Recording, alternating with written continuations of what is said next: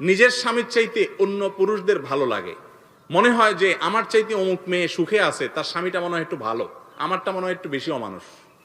এটা শয়তানে উস্কায়। আর মানুষ শয়তান আছে, শয়তান দুই প্রকার, একটা জিন শয়তান আর একটা কি মানুষ শয়তান। মানুষ শয়তান হলো জিন শয়তানের দোসর।